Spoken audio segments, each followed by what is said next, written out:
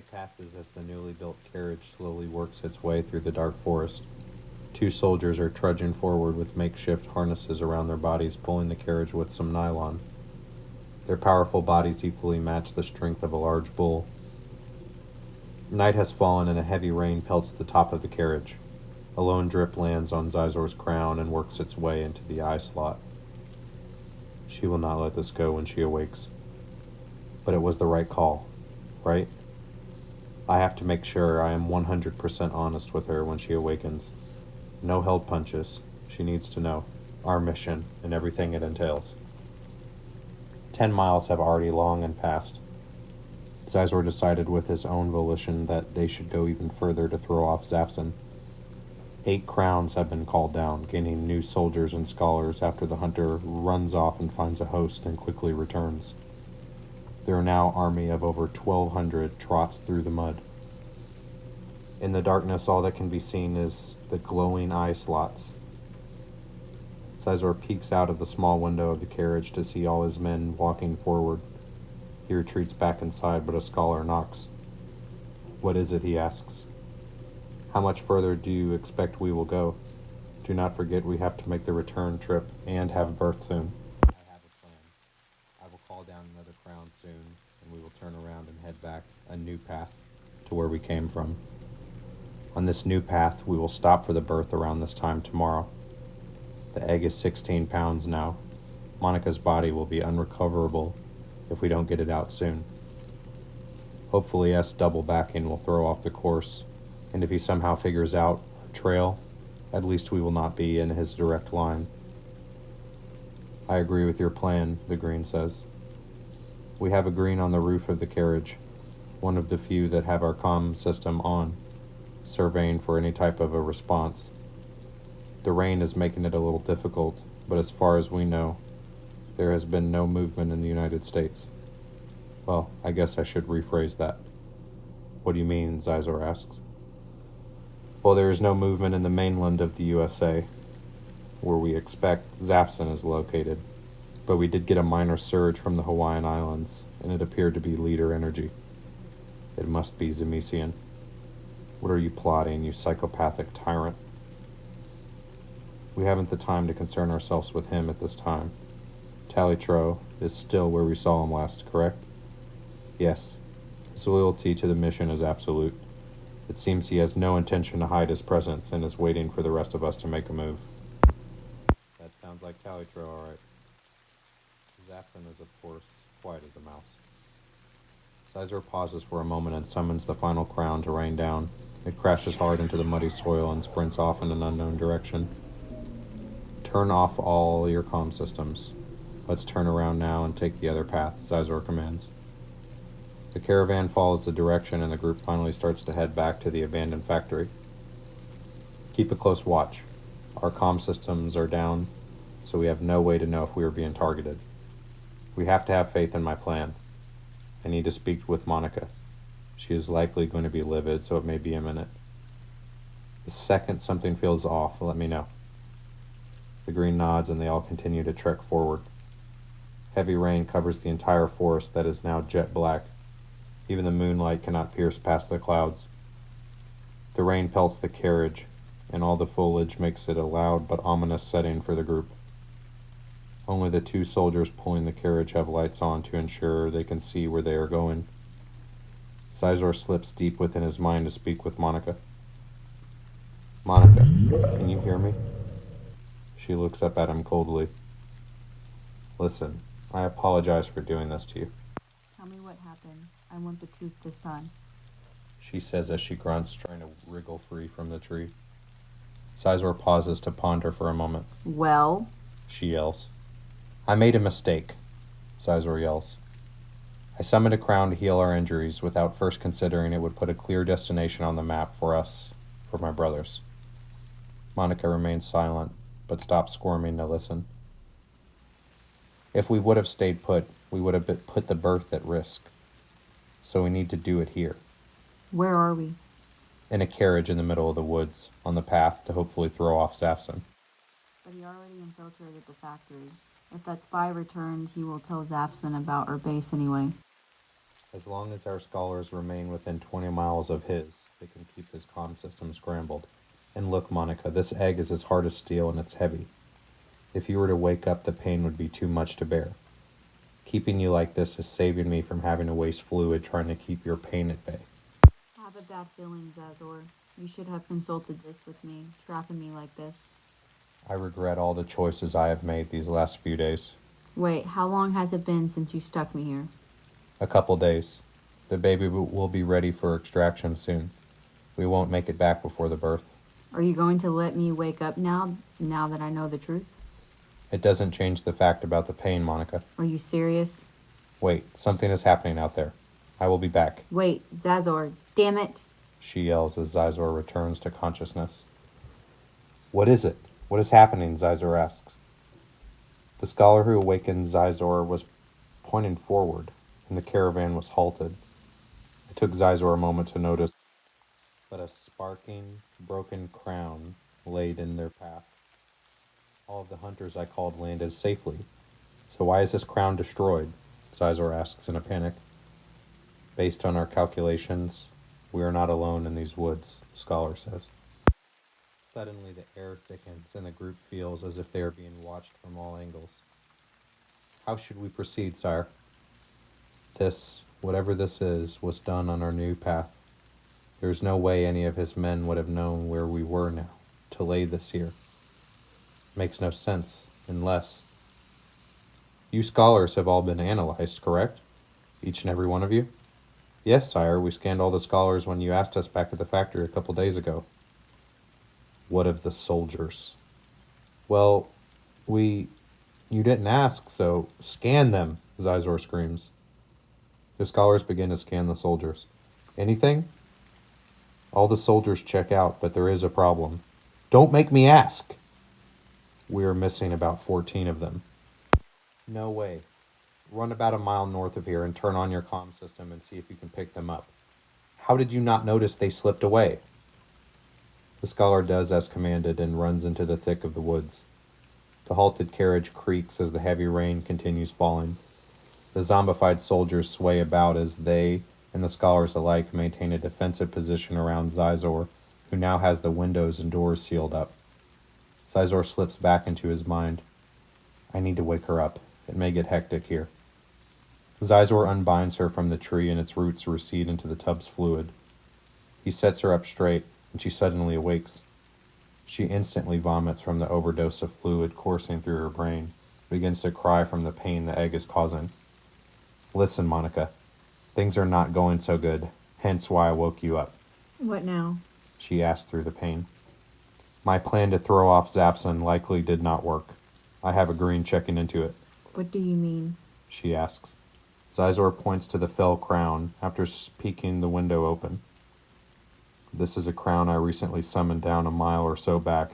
It was laid here in front of us, and we are missing some soldiers. Shit. She exclaims. Shit indeed. My brother outsmarted us. Now it is a matter of grit. I do not think he is here, but we may all be forced to turn our comms back on to avoid him getting the jump. So we left our comfortable home for what? Her hormones are going through the roof. Better let her cool down. A nearby explosion goes off, causing Zizor to rip off the makeshift window of the carriage. Quietness fills the area, and the scholar who ran off to send the signal waddles into a field of vision. Only his head and crown was missing. The body collapses in front of everyone. Make haste for the factory and protect this carriage at all costs, Zizor screams. The soldiers begin to rapidly pull the carriage, and all the soldiers and scholars run alongside it. At this speed, we will get back in a day's time. Everyone turn back on your comm systems. We will deliver a show of might. The carriage hits a protruding rock and knocks Monica into the wall, causing her to howl in pain. You still don't want me to take the pain away. I don't mind using some fluid. No, not even a drop of fluid. Not until I can trust you again, and not until the baby is here. As you wish, Monica. I truly am sorry. Save it, Zazor. She exclaims. Suddenly, soldiers burst out from the nearby brushes and begin to pursue the carriage. No doubt about it now. They must be Zapson's soldiers. He had more spies after all. Why didn't I think to check the soldiers? Maybe their lack of IQ made me think them harmless, but since it is all coded, they were just plain dumb along with the others until they got the command to disperse. How did you do it, Zafson?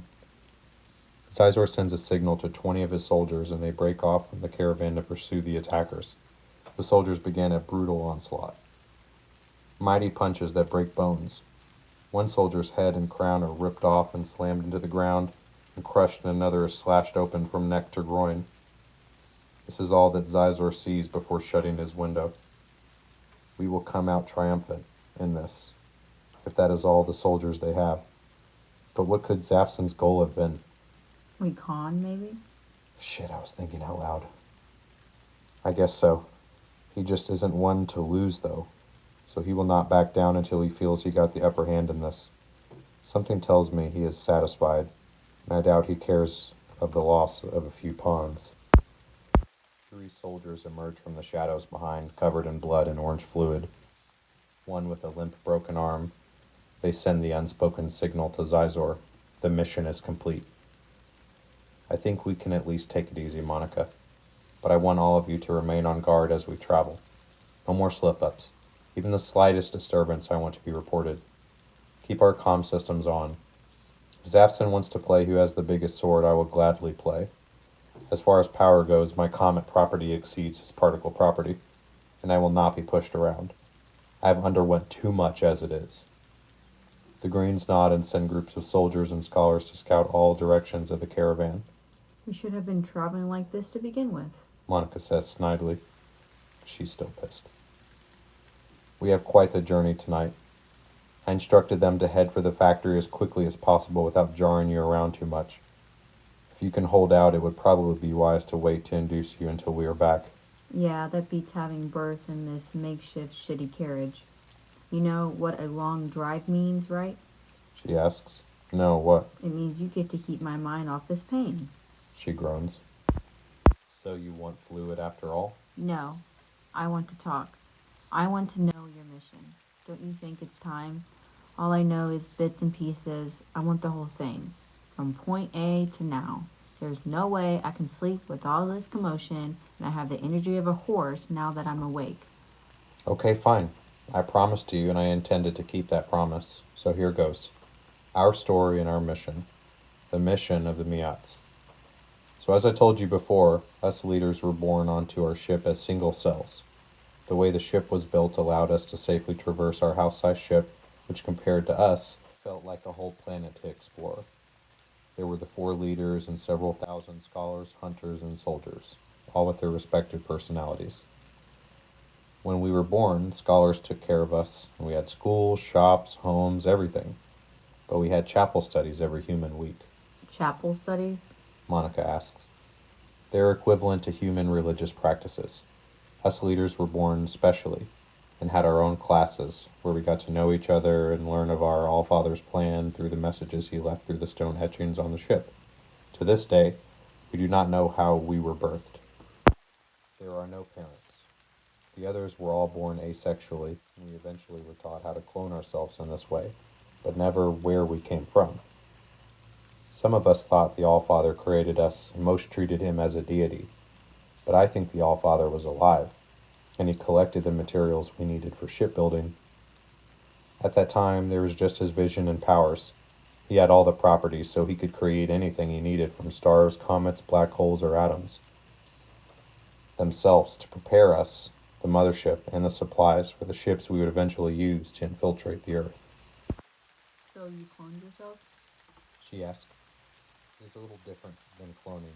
By definition, a clone is identical to the being it was cloned from, but they can be different from experience as they age. What we are is duplicates of our original selves, meaning I could die here and be reborn into another crown with my copies, and still retain all the knowledge I gained here with you. We are complete once we crown a human. We cannot even use our properties until we harbor a human's head. Why, though? She asked. Our crowns are unique, and our intelligence far exceeds that of humans, but we needed what the humans had to amplify it. Think of it like this. We are intricate computers, but without a power source, we are nothing. And humans are the power source? Precisely. Okay, it's starting to make a lot more sense now. Why the moon, though? I think it was carefully plotted out. Our Allfather does not speak much of his coming about other than stating he landed on the moon with the mothership, and rather than repairing it, he decided to use his efforts to begin the steps needed for the invasion. I think he landed here for the close proximity to Earth, and for my property specifically. What do you mean? Well, with a comet property, I can create comets to land from the moon, or any other large mass. If the moon was not here, I would have far less comets and they would take much longer to land. That makes sense. So he had all the properties? Yes, and I mention that because it pertains to our mission greatly. How so? On the 26 stone tablets he left us, he speaks in a chronological order, even seeming to predict the future in the later tablets. The first one speaks on his landing and choosing of the moon like we just discussed. The next 4 tablets each describe his 4 properties. The 6th tablet explains to us about his passing and how we will each eventually inherit his 4 properties. Next we get to tablets 8 through 16 where the mission is finally revealed to us. They go into detail on how we create the crowns from the materials he left behind, and loyalty and such. There were blueprints with exact schematics on how to build them, down to the screw. He explains the biology of humans he obtained from a space capsule humans launched trying to communicate with aliens many years ago. He explains if we land on Earth, we can have it for ourselves, take it from the humans, and colonate it ourselves. The lush Earth would be a perfect domain for us. We would clean it and make trillions of ourselves, free to leave our ships even. This is where some of my siblings were turned off. What do you mean? Zemesian specifically grew power hungry, and when he learned of his new power that he would be gaining, you could tell he had no interest of ever abandoning his crown or his power would be lost. I can kind of understand that ideology. You go through so much to get here and gain this awesome power, all to lose it. What if the humans get smart and try to attack? There is more in those tablets we haven't discussed. The carriage hits another rock and lightning strikes nearby. After the invasion, which was detailed in Tablet 12, telling us all the target points and how to handle retaliation efforts and atmosphere changes, he goes into further details. All crowns are to land, and hunter crowns are to be no more. A hunter is only needed when there is prey to hunt, meaning all of our reserves of blue fluid would also be gone. Only ours would remain. The mothership would wait for us in space so we could view the other tablets one day. You haven't seen them all? No, the last one we saw was the first part of Tablet 17, where I learned of the potential backup plan that was more of a warning than anything. The elder scholars told us that the Allfather would only allow us to read the rest of the tablets after the new Allfather returns here. New Allfather? She asks. As I am sure you noticed, 4 leaders is odd, correct? Usually there is 1 leader with power subordinates. This whole invasion is not just to find a new home, but to test the wills of the 4 leaders. It is, for a lack of a better term, a contest. A contest, millions dead for a contest? Don't go humble on me now, Monica. She remains silent as the heavy rain continues. Shall I continue? He asks. She nods quiet. The Allfather was a careful Miatz. He knew his reign was ending, and instead of creating a new Allfather in himself by cloning, he made the 4 leaders by some means, splitting his divine powers into 4. You see, Monica, this test is about more than seeing who comes on top. It is about resetting the Earth and seeing if we could all come to agreement on this task, to unify. A great leader can unify anyone for the sake of the mission. Wait, we will talk about unity in a minute. Reset the Earth? Explain. All leader crowns have a master terminal with a special button-like trigger. Alone, this button does nothing, but when pressed in unison with all 4 leaders' crowns, a pulse is set off that will act with the Earth's magnetic force, causing the Earth's terrain to heat to core temperatures, frying everything on it. People, land animals, buildings, even the fish of the seas and birds of the sky. Only the crown would survive if we remained in the crowns. We would remain crowned until after the reset. We would all work together to slowly restore the lands. The Earth would gradually begin to terraform again, with our help and knowledge of agriculture. The lack of life would not matter to us, since we do not need Earth's food to survive. We live and consume the cells the human bodies naturally create, but we actually do not need sustenance to survive. It is just a nice treat. We actually live off vitamin D from the sun. You are going to reset the Earth? Monica asks with a panic. That was our mission. That was handed down, yes? Why not rule over the humans, coexist? Our Allfather was untrusting of the race. He figured they would smarten up and try to take us over as they commonly have with other adversaries. That is ironic, coming from you guys who actually took over.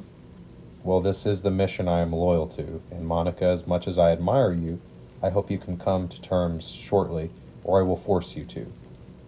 You knew it would not be a pretty sight, but this is all for the greater good. I am in the terms. Just surprised. As long as my baby survives, I'm content. Well, the biggest task is yet to come. My brothers, as I said, we have to press our triggers together. Talitro is for sure on board, as am I. Zapson and Zemesian are another story. My prediction is that Zemesian had no interest in the plan or resetting the Earth. He was content with his power back on the moon, and I'm sure now that he has it, he is having a field day wherever he is. He probably enjoys the world and would rather see us, other leaders, kill each other rather than potentially lose his seat for the contest. Zapson, however, is a threat because he is just as loyal to the mission as Talitro and myself, but he wants to be the new Allfather. He wants to gain all of the properties. If he does become the next Allfather, what becomes of us? There can only be one Allfather, is what the 16th tablet clearly outlined. I only managed to see the 17th tablet on accident. So everyone else dies? The other leaders will cease to exist. The new Allfather will rule over the world and the Miatz. The only remaining crowned member would be so overwhelmed with power that nothing could ever rival him. Then it's settled. What is? We will reset the Earth and become the next Allfather. Allmother. That is easier said than done. We would need to get Zemesian to agree with us and overpower Zapson, Zemesian, and Talitro. Then we will force him, and once the Earth is reset, we will smite them all. Outlead them. We will need to get much stronger than Monica. We have to be in perfect sync. If this baby is out of me, I will be glad to train day in and day out. I am glad we are on the same page. I honestly work better with you being conscious. Zemesian's plan to stay a leader would never work anyways. Why not? Zapson would never let him. Maybe we can use that to our advantage. Yes, maybe. We will undoubtedly encounter them all at some point. We must be prepared, and lighter by then. I think that is all my human brain can handle for one night. Monica says snidely. I know it was a lot. You were surprisingly receptive. You should rest until we get back. Suddenly the egg pulses and grows another 2 pounds, which further squishes Monica's organs. She howls in pain. Monica, let me run a scan. Sizor scans her body to see the now 18-pound egg is violently vibrating in her womb. With each vibration, more tears occur. Monica, if we are going to make it back to the factory, I will need to use some fluid to keep you from tearing apart. Don't worry, I will not take the pain away, but doing this will put us at risk if we are attacked. As a courtesy to lying to you before, I will let you decide. Do we stop and take it out now, or do we continue for the factory with me in a weakened state? Monica pauses. Do it. Keep me from tearing apart. I want to be at the factory for the birth, whatever it takes. I do not think we will be attacked. I bet Zapson was just filling us out. As you wish, Monica. Sizor pokes his head out of the carriage window to signal the commands to all his men. Move forward, double time. Make sure the scouts stay on the path and report anything out of the ordinary. The scholars and soldiers follow their commands, and Monica falls asleep, while Sizor works to strengthen her organs from the threat of the egg. Monica lies silent since her and Sizor are essentially out of commission. Sizor is in a status where he can only give and receive unspoken commands. Some Greens take this to their advantage to speak amongst themselves. What do you make of the offspring, one asks. Anything the Allfather didn't speak of concerns me. He was very thorough in his teachings. Well, they were told some things in their private chapel that we were not, right? You would imagine. You all felt that last pulse from the offspring, right? Yes, and it did not feel right. Our crowns reacted badly, as you would expect from an EMP.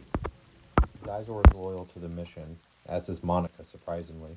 But as much as they concern themselves with the other leaders, I think the biggest threat is inside them. All we can do is speculate.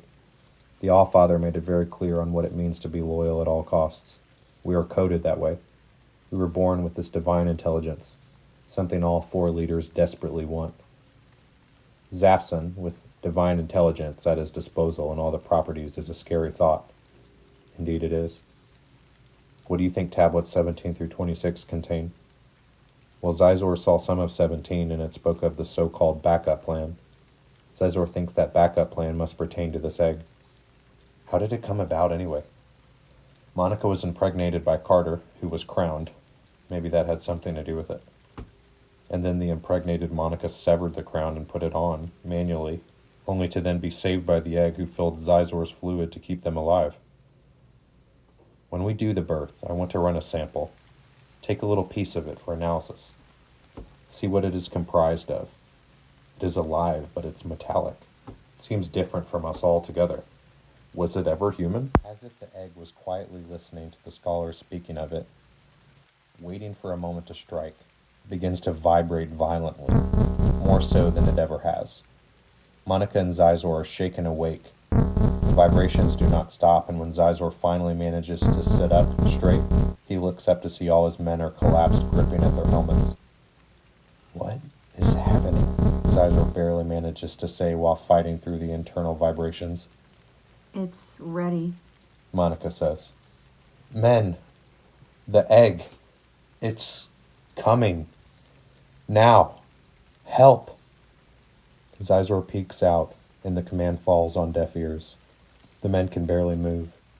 The egg begins to crown, and Monica lets out a horrible screech. The vibrations are felt throughout the earth. For a moment, all 4 leaders were in fear.